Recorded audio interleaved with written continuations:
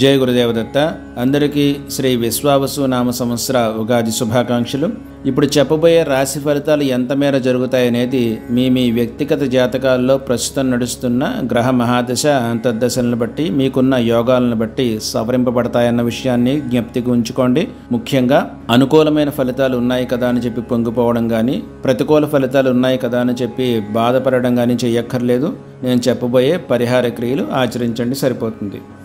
ఇక కుంభరాశి వారిని కనుక పరిశీలించినట్లయితే ఈ విశ్వావసు నామ సంవత్సరంలో కుంభరాశి వారికి ఆదాయం 30%, వ్యయం 70%గా ఉండబోతోంది. రాజపూజ్యం 70%, అవమానం 30%గా ఉండబోతోంది. ప్రధాన గ్రహ సంచారాలైన గురు శని గ్రహాల యొక్క సంచారాన్ని పరిశీలించినట్లయితే గురుడు వీరికి అర్ధాష్టమ అంటే చతుర్థ పంచమ స్థాన సంచారం, శని ద్వితీయ స్థాన సంచారం అనేది చేస్తూ ఉండడం వల్ల శుభాశుభ మిశ్రమ ఫలితాలనే ఉంటాయి.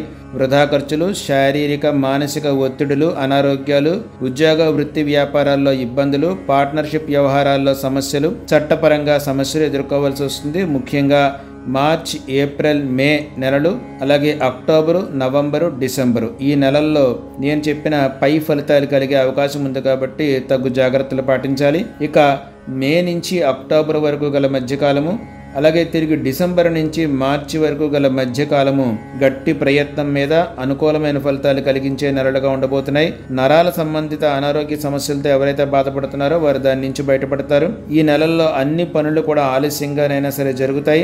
అన్ని విషయాలకి రాజీ పడే ధోరణి ఉండడం వల్ల మీరు చాలా సమస్యల నుంచి బయటపడతారు. మీకు ఈ సంవత్సరం అంతా కూడా నిదానము, ఓపిక అనేది చాలా అవసరంగా కనిపిస్తోంది. ముఖ్యంగా ఈ సంవత్సరం అంతా కూడా మీరు గురు చరిత్ర పారాయణ అన్నది చేయండి, హకీకమాల ధారణ చేయండి, హనుమాన్ చాలీసా పారాయణ చేయండి.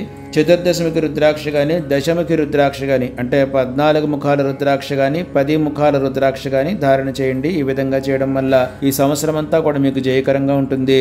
జై గురుదేవదత్త.